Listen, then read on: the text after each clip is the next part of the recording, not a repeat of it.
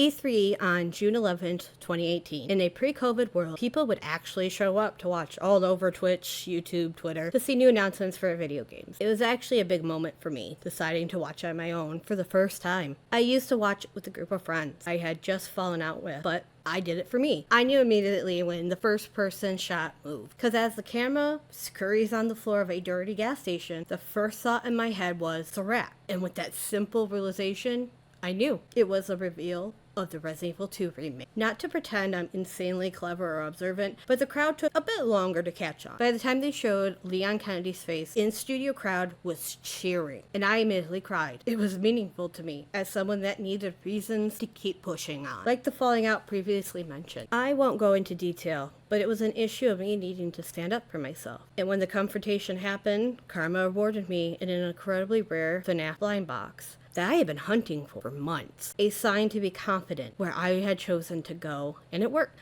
I went from clinging to new things to keep me tethered to reality, to moving completely over my previous suicidal ideation. And a familiar series returned with an unseen level of vigor to current day games. As set in stone by Resi 2's amazing remake, Capcom began working their way up, converting the OG 90s games to gorgeous, hyper-realistic modern-day graphics. As Resi 7 had saved the series, Resi 2 and 3's remake showed just how dedicated they were to returning the genre to a new style of survival horror games. Resi 8 Village was then sprinkled in to hint to the fanbase where the end goal was. Resi 4 remake. And they fucking nailed it. Remaking one of the most influential, nostalgia-fueled PS2 games is no easy feat, but RE4 Remake is a perfection of all lessons learned the previous two and one new try at the new style. Showcasing the utterly beautiful new graphics on the RE engine,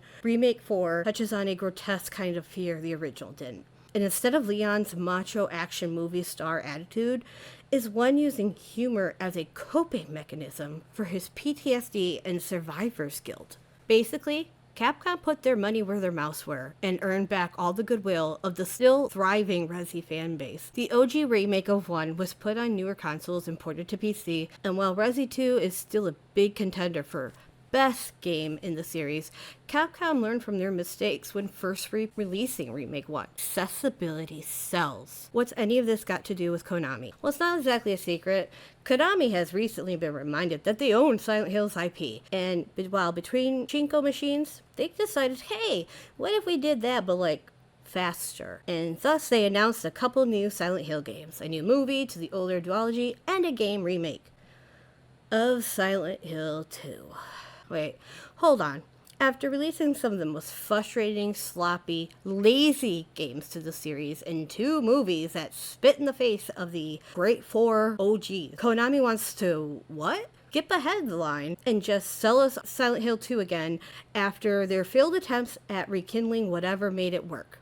A more self-aware answer might have been, oh, I don't know, remaking the first game? Only one you couldn't bother with in your money-hungry, broken, worthless HD collection? A collection of a whopping 2 games? No, really. I need to know why Konami fucking hates Silent Hill 1. As a waste of money that HD collection is, for console gamers, it was the only way to play them at all, unless you had a couple $100 to drop on a 20-year-old PS2 game. No first game, though. And then they decide to make a Silent Hill 1 movie. But, well, a dad being concerned and scared is dumb and weird apparently. So, Harry's now a woman, but sexism is cool, I guess. Fuck repping the good dads out there that's gay, apparently. I wish I was joking about the reasoning. This odd bigotry aside, imagine if Konami had actually gone the Capcom route. Remaking the first game after 11 years of nothing would not only introduce it to a new generation of gamers, but it would be a sign from Konami that they're trying again, that they're in for the long haul, and not a cheap, quick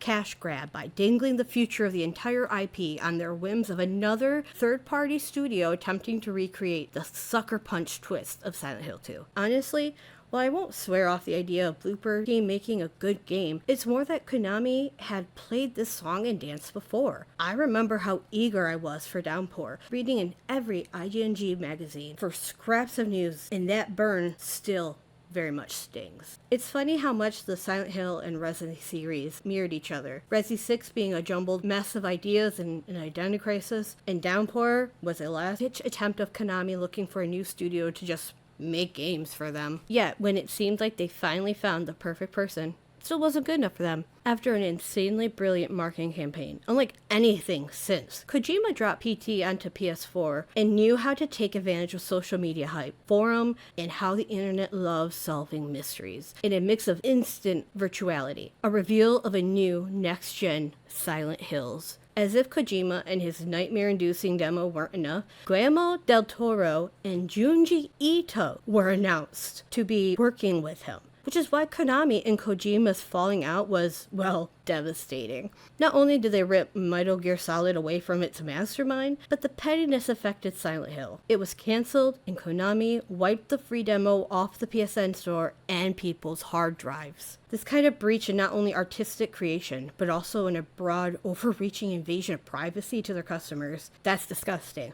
To create a unique series like Metal Gear Solid or Silent Hills, only for your company to disregard you, toss you aside, refuse you to be recognized when your game wins an award, and threatens legal action should you try to dare show up to receive said award, it's something Konami keeps doing. Their horrible treatment of the Silent Hill 2 voice actors that also did the face rigging. Their petty splitting of Team Silent. Their driving away of Akira Yamaoka. And now they want to try once again. But this time, instead of a new game, they're cutting to the chase and just selling 2 again. I guess soon we'll all see if this is really them finally settling down for the long haul. Unless they microtransaction away the palmful of trust the desperate of us still cling to, just wanting to remember better days. Alright everyone, thank you so much for watching. I really appreciate it. I could not believe the insane response y'all had to my previous video on FNAF. The response blew me away, and it was something I never thought I would get to feel or witness myself. I've